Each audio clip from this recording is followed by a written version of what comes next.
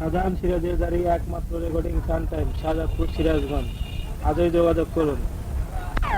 মালিক যিনি দয়াল তিনি পুরাই মনস্কাম। আর সর্বপ্রথমে থেকে গেল আমার মুসলমান ভাইকে শত সহস্রবার সালাম, আর আমার হিন্দু দাদু ভাইকে শত সহস্রবার প্রণাম। আসসালামু আলাইকুম। অনন্ত অসীম তুমি বিচার দিনের স্বামী, বন্দে আমি যেন গো সদাই। তোমার নাম ভরসা করে দাঁড়াইছি আইজা সরে তরাইয়া লও হতভাগা। বন্দি আল্লাহ, বন্দি নবী, বন্দিনু ফাতেমা বিবি, বন্দি আমি আলী মর্তুজাই। হাসান হুসেন দুই ভাই বন্দি, দিলেতে করিয়া সন্ধি পাক পাঞ্জাতন করিলাম। বন্দি নবী চারিয়ারে, মা বাপ ওস্তাদ পীরে চার তরিকার পীর চারজনায়। তুমি রাজা আমি মন্ত্রী, আমি যন্ত্র তুমি যন্ত্রী, হাতে ধরে বাজাও ঈশ্বর। তোমার কর্ম তুমি করো, উপলক্ষ কেবল মোর এই মাত্র জানি অন্তরায়। তোমার প্রিয়গঞ্জে পথে আমাদের চালাও, সেই পথে কুপথে নিও না আমায়। যেটা চলাও সেটা চলি, আর যাহা বলাও তাহাই বলি, কবু যেন ভুলি না তোমায়। তুমি হও প্রেম বাড়ি দিয়ে কিঞ্চিত দয়া করো, যদি হতভাগা ষোলা না পায়। আর দয়ার ভান্ডার তোমায় জেনে আমি কান্নার হব কেন ভাবিয়া পাগলে তাই কয়। খেলাও রে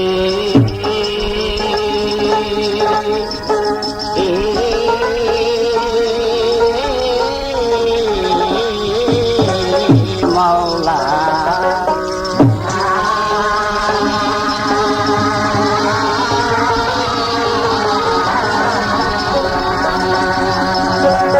খেলাও রে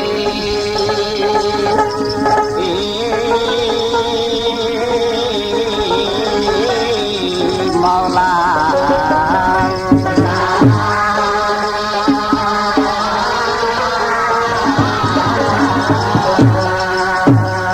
একবার করা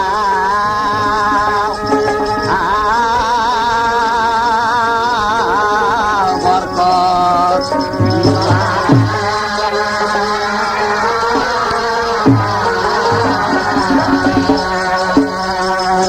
এই যে আল্লাহ আল্লাহ করো বাইরে আল্লাহ হে আলমী।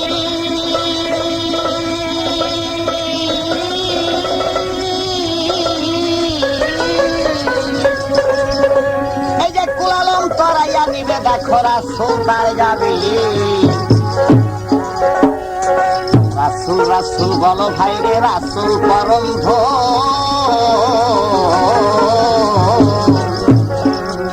দিবানিশি কান্দে রাসূল এই উম্মতের কা।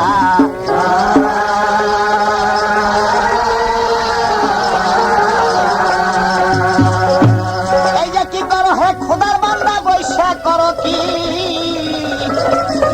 ওই যে কোনদিনে আসবে লয়ে দেখো সেই সদরের চিঠি। সে যে দারুণ সমন করবে দমন, ছাড়বে না কাহারে। হিসাব নিকাশ দিতে হবে যার যে বাদরে। নামাজ পড়ো, রোজা করো, আর কালমা করো সার। নবীজির কালেমা পড়ে হয়ে যাই ব্যাপার। যারা ইমানদার ইমানের সহিত কবরেতে যায়, মায়ের কোলেতে যেমন দেখো ছেলে তার ঘুমায়। যারা বেনমাজি ইমানের সাথে কবরেতেই যাবে, সঙ্গে সঙ্গে গায়ের গোস্ত তার খসিয়া। এটা সত্য কথা, কোরআনের লেখা হাদিসের প্রমাণ। দিন থাকিতে নামাজ রোজা বাইরে করো মুসলমান। ওই যে করার মধ্যে তেল ধরিয়া মাছ করে ভাজা,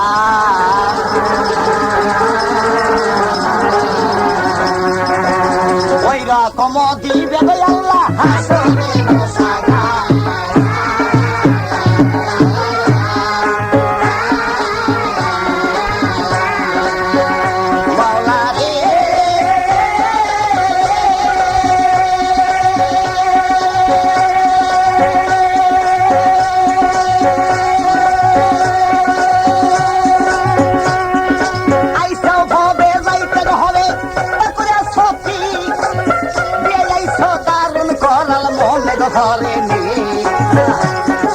আসবার বেলায়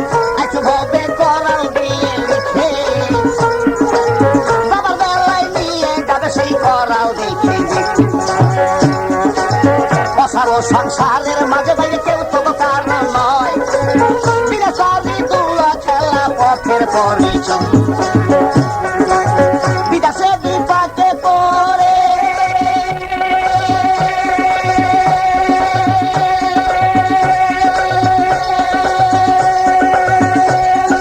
বিদেশে বিপাকে পড়ে যান দেখে মারা যায়, পাড়াপড়শি জানিবার আগে জানে গো তার মা, মায়ের কান্দে জনম জনম বুঝলে তো 6 মাস, এই যে ঘরে রমন গো কান্দে দিনে চারি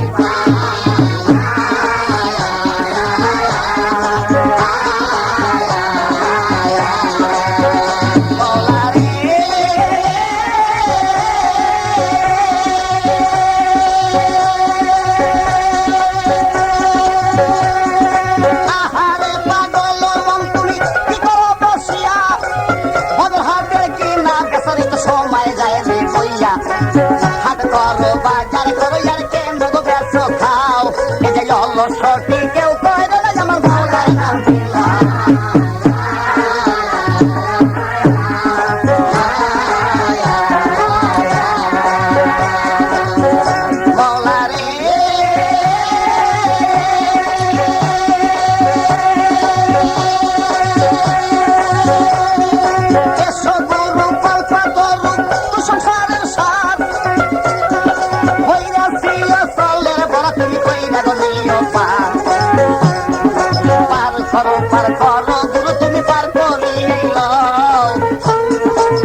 তুমি যদি না পারো মা বরকতে লেখো, নদী বেটি দেখতে ছুটি মাথা নিয়া মতের গোলা, এই আসরে বর করো মা বরকত সংসদ, আমার আসর ছাইরা জড়ি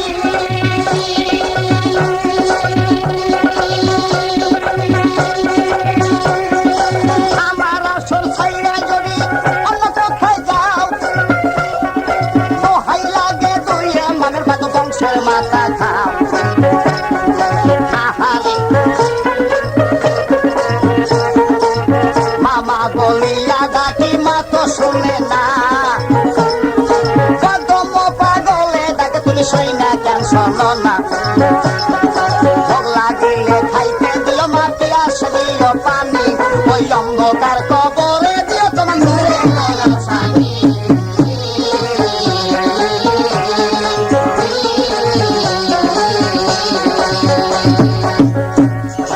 আউয়ালে আউলিয়া গবন্দি পিছে বন্দি গাছ, নারীর প্রেমে পুরুর বন্দি জলে গো বাসে মাছ, আল্লাহ যাইয়া জাল ফালাইছে তুলি গলাইতে হাতে, ওই রকম রাইখাছে তুলি আমার হাতে গো দিন না, তুলি ভাইরা মলা যেদিন পয়সারে মারবে টান, এই যে পাহাড় পর্বত তুই যাবে তুই আগে সম্মান।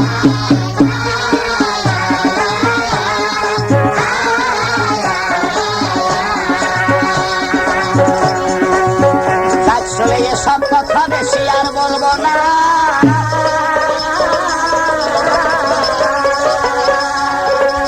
আসল কথায় যাচ্ছি এখন সয়না বিড়ম্বনা,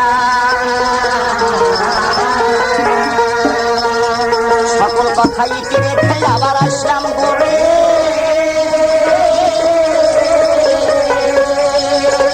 এই উঠাইলাম বাদাইলের শিকড় যা থাকে কপালে,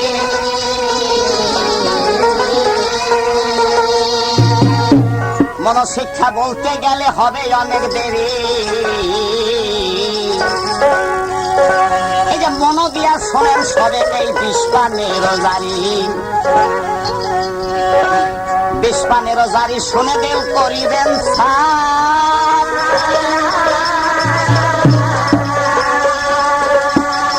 আড়াই সামনের গুনাই আল্লাহ কইরা দিবেন মা,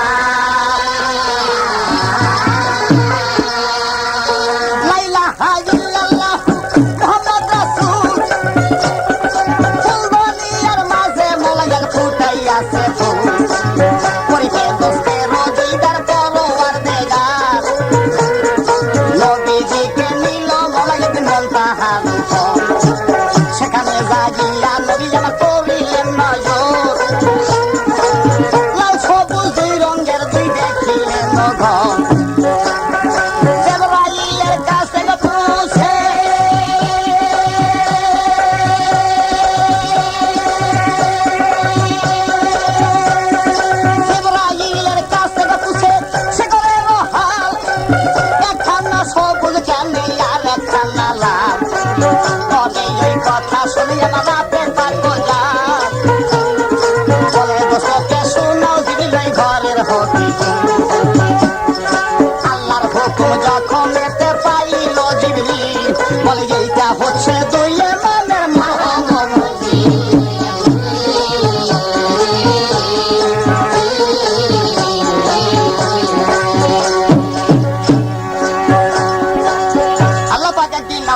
জিব্রাইলকে নিয়ে গেলেন মুনতাহার উপরে। আমার দিনের নবী সেখানে গিয়ে দেখলেন যে দুটো ঘর দেখা যায়, একটা সবুজ রং আর একটা হচ্ছে লাল রং। তাই আল্লাহ পাককে জিজ্ঞেস না করে আমার দিনের নবী জিব্রাইলকে তখন বলছে, কি বলছিল? আচ্ছা জিব্রাইল, ঘর দেখি দুটো এক রঙের হলেই তো পারতো, আল্লাহ এটা আবার কি তৈরি করে রেখেছে আমাকে একটু বুঝাও তো দেখি। আল্লাহ তার বধির নয়? তখন জিব্রাইলকে ইশারা করা মাত্র আমার দিনের নবীকে সে কথা বুঝিয়ে দিলেন। কি বললেন তখন? জহরেতে সবুজ রং আর কহরেতে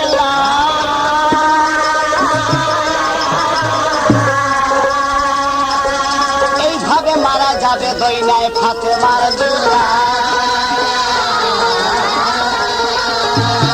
জহর আর কহর মারা যাবে দুলো ভাই, তাহার নিশানা কিছু লাগলো মালিক সার। এই কথা দিনের নবী আমার যখন শুনিল, অঝর নয়নে নবী তখন কান্দিতে লাগল। তখন দিনের নবী আমার কি কর্ম করিল, এই যে মনের বেদনা নবী কাঁদে না বলিল।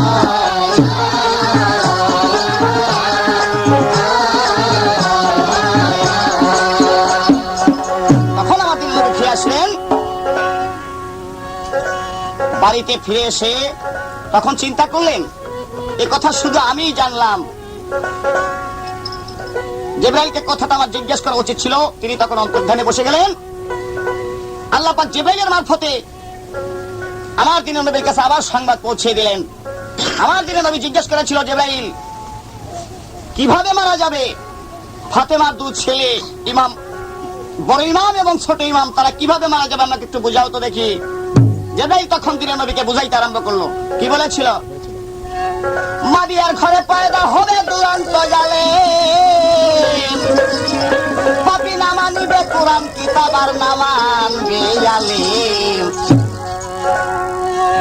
সেই হতে নবীর বংশ হইবে বিনাশ। ওই কথা শুনে নবী মনে পাইলেন তরাস। এই কথা যখন এতে নবীজি শুনিল,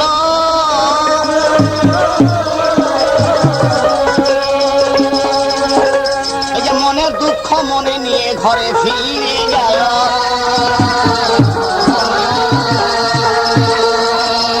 একদিন মরণের কথা মনে উঠিল জাগিয়া, এই যে ডাক দিয়া বলে, শুনো তুমি ইয়ার মাদিয়া। আমার দিনের নবী তখন চিন্তা করলেন যে আমি যদি দুনিয়ায় জীবিত থাকতে মাবিয়াকে কথা বলে না যাই, তাহলে দুনিয়ার উপরে কেউই আর কোনোদিন বুঝতে পারবে না, তার ফলে নবীর বংশ বিনাশ হয়ে যাবে।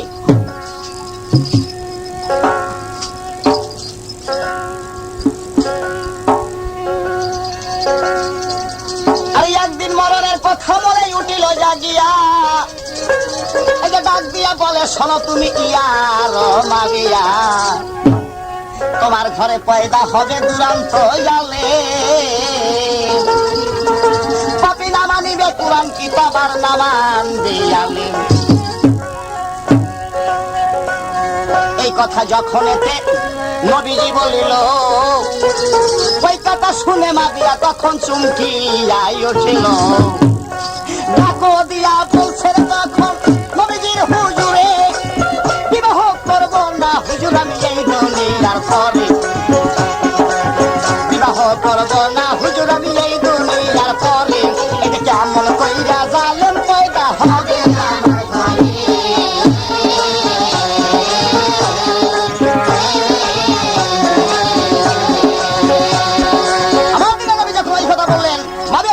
হুজুর, আমার ঘরেই যদি জালেম তৈরি হয় তাহলে দুনিয়ার উপর আমি বিবাহ সংসারই করব না। আমার দিনের নবী মাবিয়াকে কি বললেন? দিনের নবী কয়, মাবিয়া এই কথা বলো না, আরে মালিক মাওলার কলম দই নাই কবুল আর হবে না। এইভাবে কিছুদিন গজারিয়া যায়,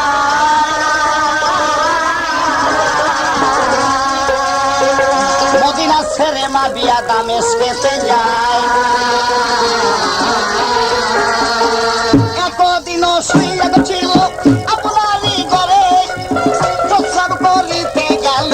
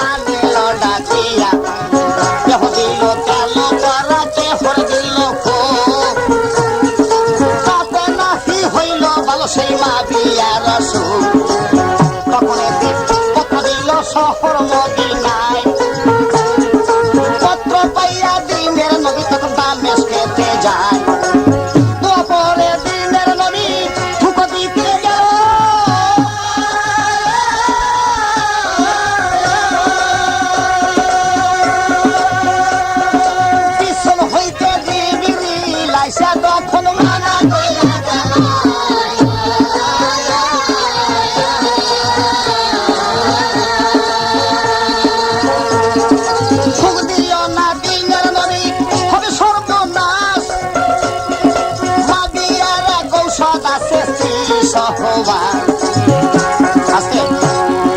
তখন জিবরাইল যখন দিনের নবীকে মানা করলো, হে দিনের নবী, মারিয়ার শরীরে যারা পোশাক করে তাতে কোনো ফল হবে না, এর ফলে খুনের উপরে রটে যাবে যে দিনের নবী মাবিয়াকে যারা ফুকা করেছে তাতে কোনো কাজ হয়নি। আমার দিনের নবী কি বললেন? আমার দিনের নবী তখন জিবরাইলকে বললেন, আচ্ছা জিবরাইল, তাহলে কি দুনিয়ার উপরে মাবিয়ার অসুখ সারবে না নাকি? জিবরাইল কি বললেন তখন? জিবরাইল তখন বললেন, হে খোদার দোস্ত, মাবিয়ার অসুখ ভালো হতে পারে, কিন্তু দুনিয়ার উপরে তার বিবাহ সংসার করতে হবে।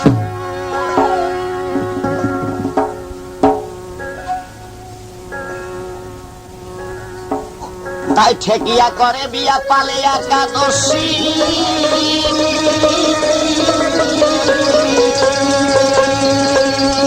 এই যে মেয়ের বয়স বেশি হবে না 70 কিংবা 80।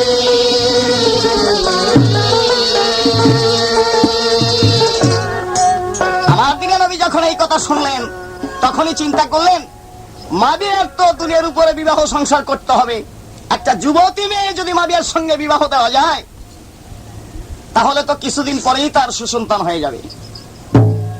ঠিক আছে, মেয়ে মানুষ তো সাধারণত তার 50-এর উপরে বয়স গেলে কোনোদিনও সুসন্তান হয় না। আমার দিনের নবী একটু চালাকি করে 80 বছরের এক বুড়ির সঙ্গে মাবিয়ার বিবাহ দিলেন। তার সহবাস করার দরকার, কিন্তু সন্তানের তো কোনো দরকার নেই। আল্লাহর ইচ্ছা কি কেউ রদ করতে পারে?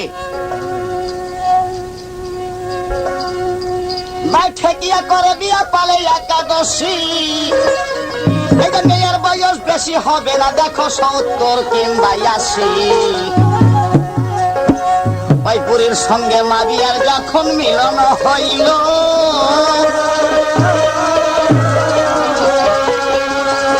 এই যে বাবার মস্তক ছাইরাই এজিদ মায়ের গর্ভে গেল।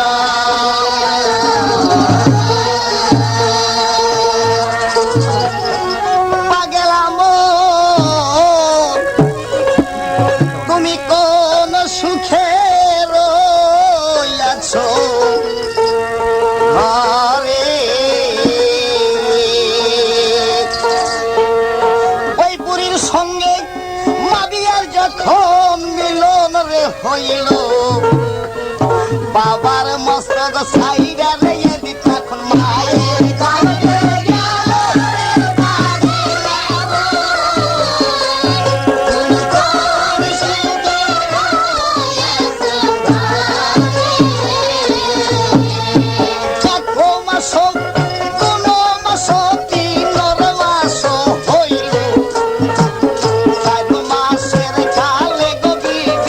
অন্তর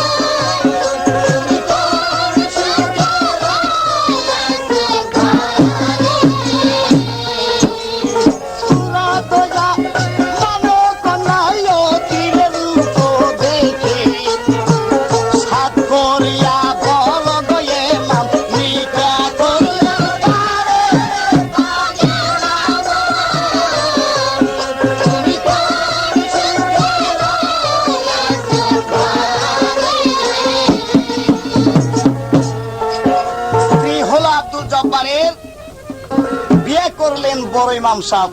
কথার মধ্যে গন্ডগোল থেকে গেল না? এদিন একদিন লোক মুখে শুনলো যে আব্দুল জব্বারের স্ত্রী জয়নবের মতো পরমা সুন্দরী দুনিয়ার বুকে আর কেউ নাই। তখন এজিদের মন্ত্রী ছিল মারওয়ান। মারওয়ানকে ডেকে বলতেছে, মারওয়ান, আমি জয়নবকে কিভাবে পেতে পারি এ বিধান তোমাকেই করতে হবে। মারওয়ান ছিল খুব বুদ্ধিমান, তাই বলল, হুজুর, এর জন্য আপনার কোনো চিন্তা করতে হবে। তাই মিথ্যা ছলনা করে এক চিঠি লিখে আব্দুল জব্বারের কাছে এক কাসেদকে পাঠিয়ে দিয়ে তাকে বলে দিল যে তুমি আব্দুল জব্বারকে বলো যে বাদশাহ ইয়াজিদের বোন তোমাকে পছন্দ করেছে, তুমি যদি তাকে বিয়ে করো শুধু বাদশার ভগ্নিপতি নয়, তার সঙ্গে 10,000 স্বর্ণ মুদ্রা আর এই মেসের মূল্যকে বাদশাই তোমাকে দান করা হবে। এরকম সুযোগ কে ছাড়ে নাকি? তখন আব্দুল জব্বার বলল, আলহামদুলিল্লাহ, আমাকে যদি পছন্দ করে থাকে এরকম সৌভাগ্য আর কার আছে? নিশ্চয়ই আল্লাহ পাক আমাকে কত রূপ যেন দিয়েছে। তাই আব্দুল জব্বার রাজি হয়ে গেল। তাকে তুলে নেওয়া হলো বাদশাহ ইয়াজিদের বাড়িতে। একজন মোল্লা সেজে আর 3 জন সাক্ষী সাথে করে তাকে বিয়ের ভানে বসা দিয়ে চলে গেল অন্দর বাড়িতে। কিছুক্ষণ অপেক্ষা করে বাহির বাড়ি এসে বলতেছে, আব্দুল জব্বার, ইয়াজিদের বোন যা তোমাকে স্বামী বলে স্বীকার করে না। বলছে কেন? তখন বলছে যে তোমার ঘরে নাকি আর এক স্ত্রী আছে, বাদশাহ ইয়াজিদের বোন সতীনের ঘর করতে রাজি নাই। তুমি যদি তাকে তালাক দিতে পারো তাইলে সে তোমাকে স্বামী বলে স্বীকার করবে। আব্দুল জব্বার পড়ে গেল দাদায়। জয়নব একজন পরমা সুন্দরী, তারপরে একজন নেককার বিবি।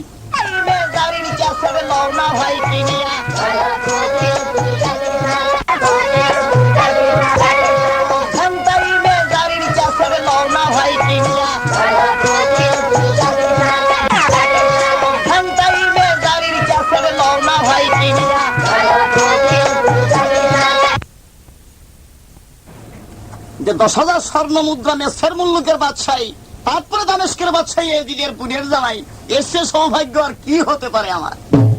ঠিক আছে, জয়নব বিবি তো ঐশ্বর্য নাই, সে তো আমাকে ধন দৌলত দিতে পারবে না। যাক, জয়নব বিবি গোল্লাই যাক, কিন্তু বাদশাহ ইয়াজিদের বোনের জামাই হওয়ার বাদ দিচ্ছি না। তখন তালাক নামা লিখে তাতে মারিয়ে দিল এক টিপসই। আমার এই সরের কাছে প্রশ্ন থেকে গেল যে আব্দুল জব্বারের বিয়ে পড়ানোর সময় মোল্লা এবং 3 জন সাক্ষী যে ছিল তাদের নামগুলো যেন আমার এই সরকার আসরের মধ্যে বলে যায়। মোল্লা 3 জন সাক্ষী সাথে করে অন্দর বাড়িতে চলে গেল। কিছুক্ষণ অপেক্ষা করার পর বাইর বাড়ি এসে বলতেছে, আব্দুল জব্বার, ইয়াজিদের বোন তোমাকে এবারেও স্বামী বলে স্বীকার করলো না। বলে কেন? আমি তো তোমাদের কথা মতোই আমার বিবি জয়নবকে তালাক দিয়েছি, এখন স্বীকার করে না কেন? তাই মারওয়ান তখন বলছে, শোনো আব্দুল জব্বার, সে বিবি এই কথাই বললো যে ব্যক্তি অর্থের লোভে রাজ্যের লালসায় একজন পরমা সুন্দরী নেককার বিবিকে তালাক দিতে পারে, ইয়াজিদের বোন তাকে স্বামী বলে স্বীকার করে। এই কুলো গেল, ও কুলো গেল। ইয়াজিদ পেল সুযোগ, কাসেদকে দিয়ে আবার এক চরমপত্র পাঠিয়ে দিল সেই শাম শহরে আব্দুল জব্বারের বাড়িতে, যে কাসেদ চলে যাও, বিবি জয়নবকে বলো যে দামেস্কের বাদশাহ ইয়াজিদ তোমাকে বিয়ে করতে চায়, তাতে তোমার কি মত? কাসেদ ইয়াজিদের পরোয়ানা নিয়ে যাচ্ছে সে আব্দুল জব্বারের বাড়িতে। রাস্তার ধারে আক্কাস নামে এক ধনী ব্যক্তি বসেছিল। সে বলতেছে, কাসেদ তুমি কোথায় যাও? আমি কিন্তু ভাই খুব সংক্ষেপে বলতেছি, আর কি বলতে গেলে অনেক কিছু বলতে হয়, তবে আমি খুব সংকীর্ণ ভাবে বলতেছি। আক্কাস বলতেছে, কাসেদ কোথায় যাও? কাসেদ তখন বলছে, বাদশাহ ইয়াজিদের বিয়ের পরোয়ানা নিয়ে যাচ্ছি সেই বিবি জয়নবের কাছে। তাই আক্কাস বলল, সে যদি স্বামী বলে এজিদকে স্বীকার না করে, আমার কথাটা তাকে একটু বলো, সে যদি রাজি থাকে আমি তাকে বিয়ে করতে পারি। বলে ঠিক আছে, বলবো। কাসেদ রাস্তা দিয়ে যাচ্ছে, রাস্তার ধারে বসে আছেন বড় ইমাম সাহেব। কাসেদকে বললেন, কাসেদ তুমি কোথায় যাও? ওই একই উত্তর দিল। তখন বড় ইমাম সাহেব বললেন, শোনো কাসেদ, এজিদকে যদি সে স্বামী বলে স্বীকার না করে, আমার কথাটা তাকে একটু বলো, সে যদি রাজি থাকে আমি তাকে নিকাহ করতে পারি। কাসেদ চলে গেল সে আব্দুল জব্বারের বাড়িতে বিবি জয়নবের কাছে।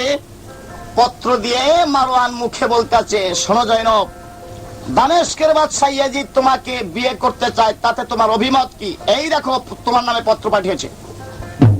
জয়নব কি করে? ওই কথা শুনে একটারে পত্রখানা ছিঁড়ে ফেলাই দিল। আর জয়নব বলতেছে, যে শয়তানের চক্রান্তে আমার দেবতার মতো স্বামী আমাকে তালাক দিয়েছে, 101 বার পদাঘাত মারি এই শয়তানের মুখে।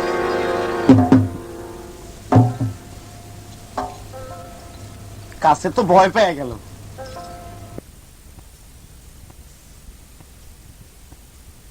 আমার কথাটা তাকে একটু বলো, সে যদি রাজি থাকে আমি তাকে নিকাহ করতে পারি। কাছে চলে গেল সে আব্দুল জব্বারের বাড়িতে বিবি জয়নবের কাছে। পত্র দিয়ে মারওয়ান মুখে বলতেছে, শোনো জয়নব, দামেস্কের বাদশাহ ইয়াজিদ তোমাকে বিয়ে করতে চায়, তাতে তোমার অভিমত কি? এই দেখো তোমার নামে পত্র পাঠিয়েছে। জয়নব কি করে? একটারে পত্রখানা ছিঁড়ে ফেলাই দিল। আর জয়নব বলতেছে, যে শয়তানের চক্রান্তে আমার দেবতার মতো স্বামী আমাকে তালাক দিয়েছে, 101 বার পদাঘাত মারি এই শয়তানের মুখে।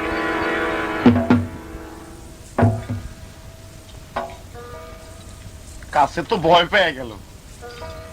তখন বলতেছে, জায়গা ভয় পাওয়ার কি আছে, ও দুজনের কথা একটু বলি।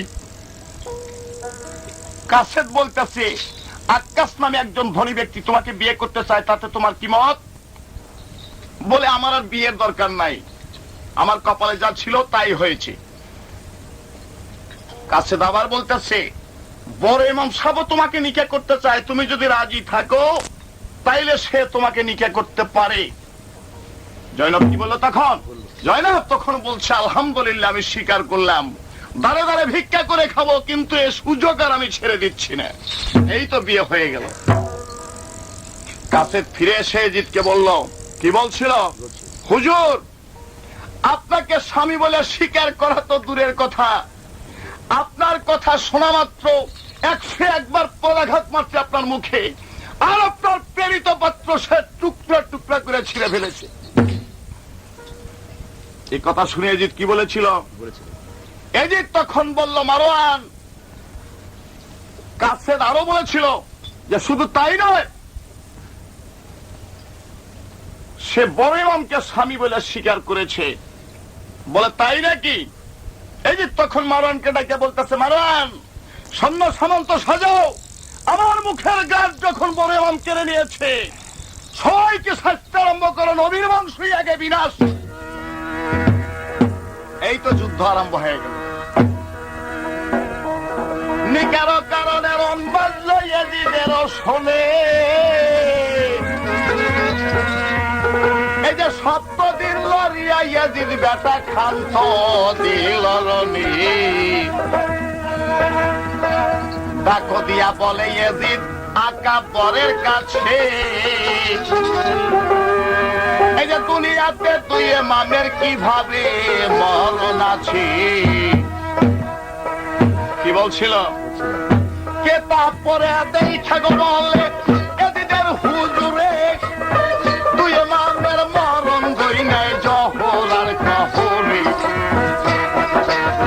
জহরে হাসানের মরণ শুনাই যে তোমার, কহরে হোসেনের মরণ হবে দাস্তরে কারওয়ান। এই কথা যখন এতে এজিদ শুনিল, এই যে মারওয়ানকে ডাইকা এজিদ বলিতে লাগিল,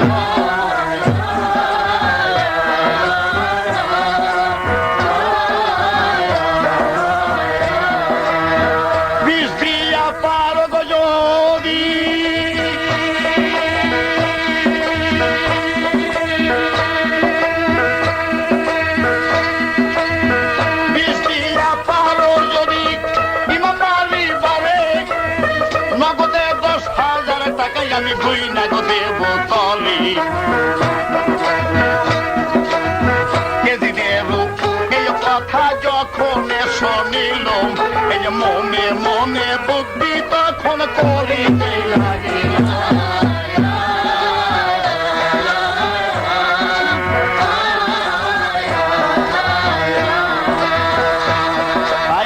তখন বলছে হুজুর আমাকে যদি 10,000 টাকাই দেওয়া হয় এর চেয়ে বড় কাজও আমি করে দিতে পারি। মারওয়ান কি করে চলল সেই মদিনার পথে।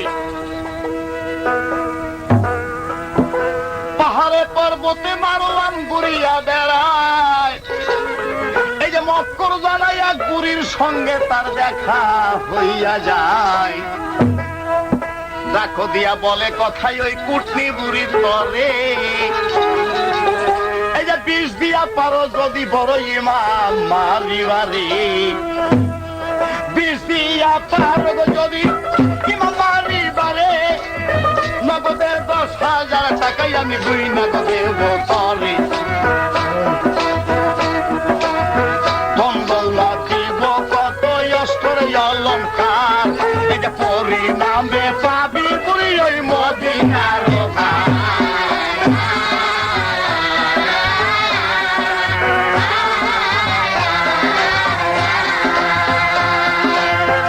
তাই বুড়ি তখন বলতেছে বাবা এই কাজ করলে এই 10,000 টাকা আবার তারপরে নাকি মদিনার বাদশাহ তাই যদি দেওয়া হয় এ তো সামান্য কাজ এর চেয়ে কত বড় বড় কাজ আমি করে দিতে পারি। বুড়ি মারওয়ানকে বলতেছে আমি কি করতে পারি জানো? বুড়ি কি করতে পারে? ওই আকাশের চন্দ্র আমি পারি খসাইতে 7 সমুদ্রের পানি পারি আমি রাখতে এক ঘাটেতে একজনার বউকে নিয়ে অন্য জনকে দে তুই আমার চিনলি না ময়মনা চোট নিয়ে ছাত্রলা বিশরে যদি আমায় পারো দিতে মদিনার বাতি আমি ধরে পারিনি ভাইতে ছাত্রলা জহর দিল ওই শয়তান বুড়ির হাতে বিষ নিয়া চললো বুড়ি সেই মদিনার পথে তখন ওই জহর নিয়ে চললো সেই মদিনার পথে। বড় ইমাম সাহেবের স্ত্রী কোথায় আছে? চলে গেল সেই বড় ইমাম সাহেবের বাড়িতে যায় কি বলছিল কি করো কদবানু বিবি বসিয়া মহলে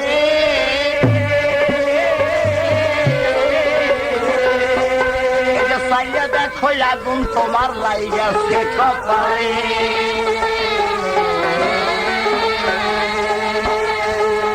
এখনো জহরটা কেমন করে খাওয়াবে সে ব্যবস্থাটা তো করতে হবে। মেয়ে মানুষের কাছে সাধারণত যদি সতীনের কথা বলা যায় তাইলে তাকে দিয়ে কিন্তু অনেক কাজ করা যায়। তবে এখনকার যুগে স্বতন্ত্র হয়েছে আর কি আমাকে দেশে একদম 2 বিয়া 3 বিয়া 4 বিয়া করে করছে। তবে এখন আর ঝগড়া ফসাদ লাগে না কিলিয়া কিলিও আর লাগে না চুলা চুলিও আর হয় না। মানে ভাই আমাকে দেশের কথা কইতেছি তবে আমি জানি এই দেশের মাপুন এরা ভালো আছে আর কি। তবে চুলা চুলি আমাকে দেশে করে মাঝে মাঝে দেখি আর কি।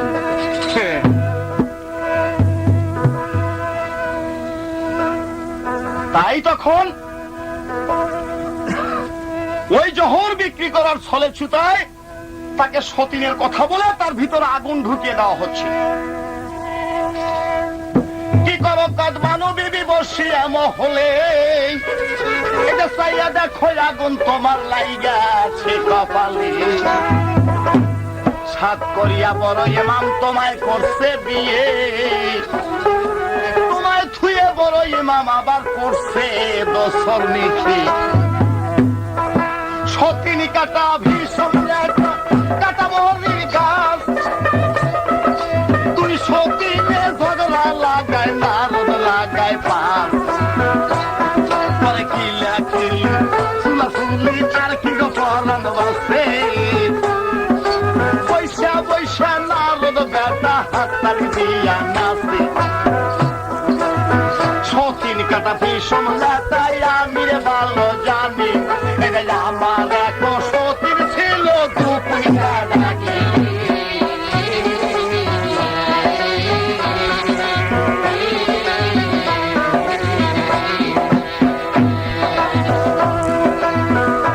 তখন বলতেছে মারে সতীনের যে কি জ্বালা আমার এক সতীনা ছিল আমার স্বামীর কাছে মিথ্যে কথা কয়ে কয়ে আমাকে পিটানি খাইতো জঙ্গলে জঙ্গলে ঘুরি চিপা গোলায়া শেষে কি করছিলাম আমার শুনবি কি বললো তখন শেষে এক দরবেশ বেটাই ওষুধ দিল মোরে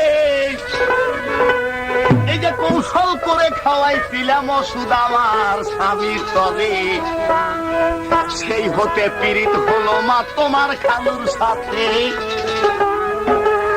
দিবারাত্র থাকতো সদাই আমার দোতালাতে আমি সুখে নিদিরা ঘুমাইতাম সে ঘুমাইতো নয় আমি পাখা হাতে কইরা পাতা দিত গায় আমি খাইতাম মাছ মাংস সে খাইত ঝুটা গাল মন্দ যতই পারতাম তার কাছে লাগতো মিঠা হাতে যাইতো কিনারে আনতো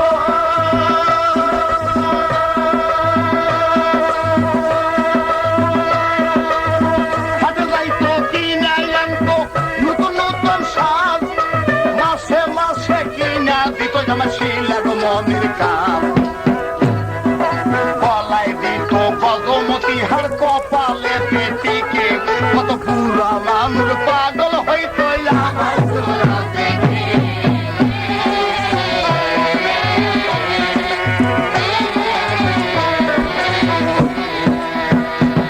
আমি তোমার খালামা হই তুমি বলছি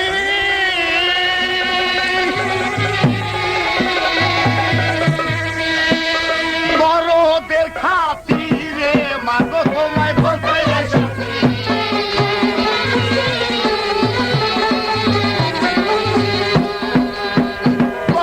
করো না মাগো ঔষধ নারায়ণ এর একরত্তি খাওয়াইলে ফেরে ওই পাগলা হাতির মন মানে কিরম দরদের খালাটা হ্যাঁ কাটা গাছে দিলে পরে তাহলে যে জোড়া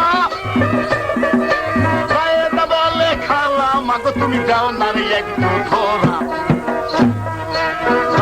বলে খালা মাগো আমি তোমায় বলিতেছি তোমার কাছে ঔষধ আছে তার মূল্য হবে কি শয়তান বুড়ি বলে রে মাগো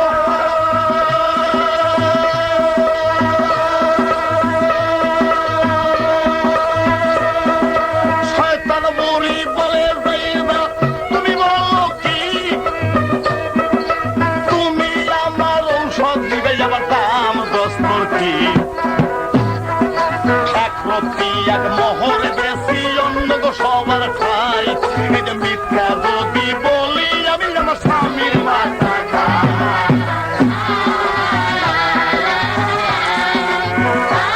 মানে কিরম শক্তিবান ভাই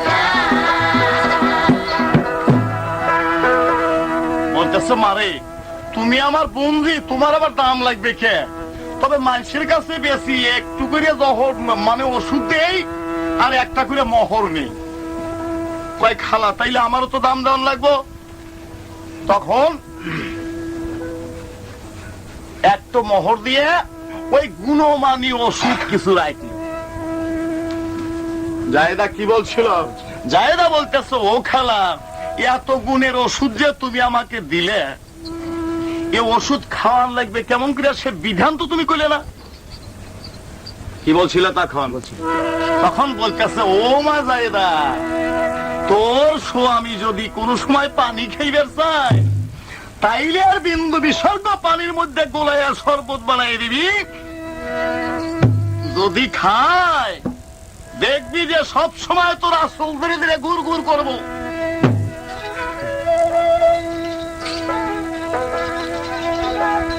কিছু জহর বিক্রি করে মোহর নিয়ে ওই বুড়ি বিদায় হয়ে চলে গেল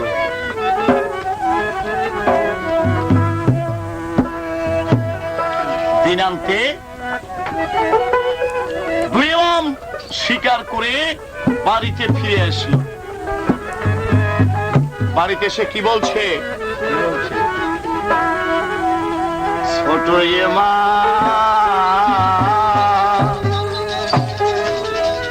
শিকার নিয়া রে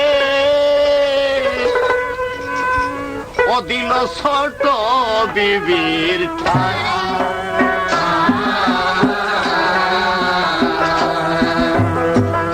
বড় ইমাম বলছে বিবি রে একটু পানি দাও না।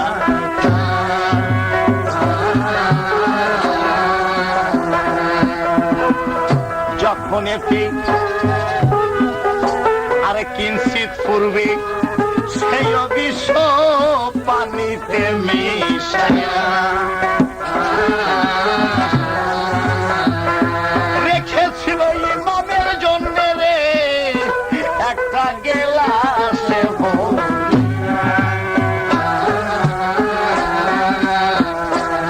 যখন এটি বড় ইমাম পানি খাইতে চাইল বিষাক্ত পানি নিয়া বিবি রে ও তখন স্বামীর হাতে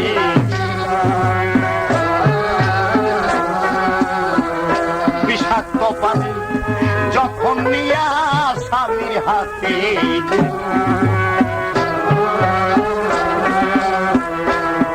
আমার আল্লাহর নামকে ভুল করিয়া রে ইমাম ওই পানি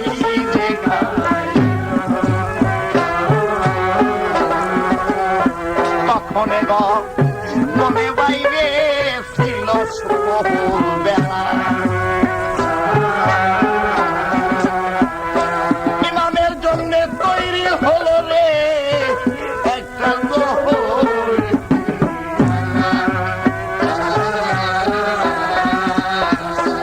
অফিস খেতে খেতে ধরলো ছাতি ঘর হলো দুইয়া জমিনেতে ধইলা পড়লো রে ও যেমন ফিরে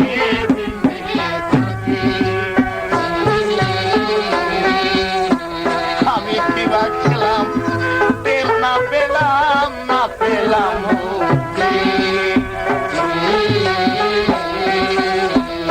পানি খাইতে চাইলাম আমি রে ও বিবি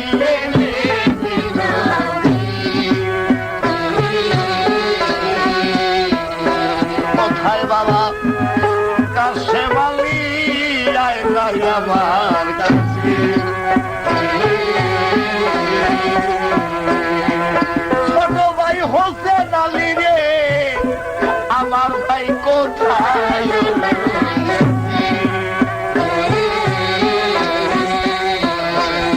ওই কথা শুন নিয়া কাছে দৌড় দিয়ে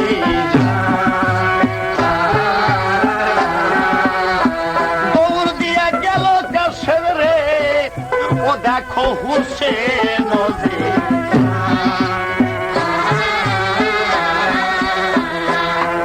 এই যে শুনো শুনো ও চাচা তোমায় বাবা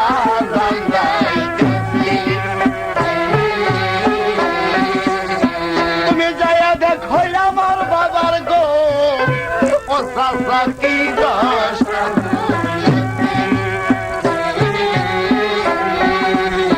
ওই কথা শুন নিয়া হুসেন দৌড় দিয়ে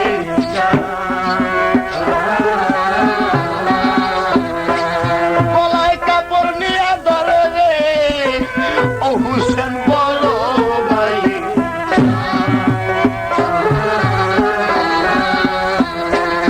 এই দাদা শিকার খেলে ফিরে এলে বাড়ি কোনখানে কি খাইছে রে ও কিছু বুঝি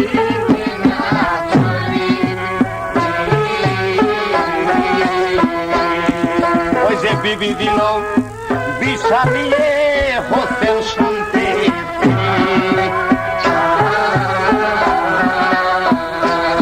ওই যে ছুরি নিয়ে গেল কাছে রে ও সেই বিবি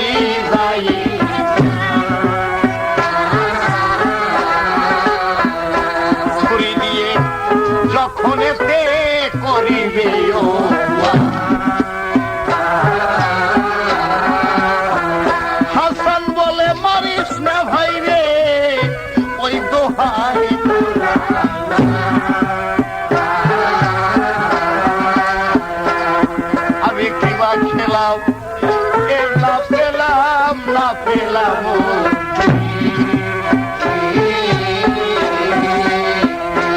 পানি খেতে চেয়েছিলাম রে ও বিবি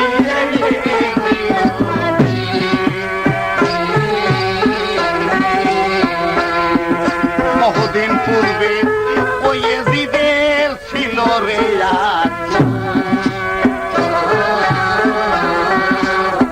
ছলনা করে খাওয়াইছে বিষ রে ও হোসেন বিবি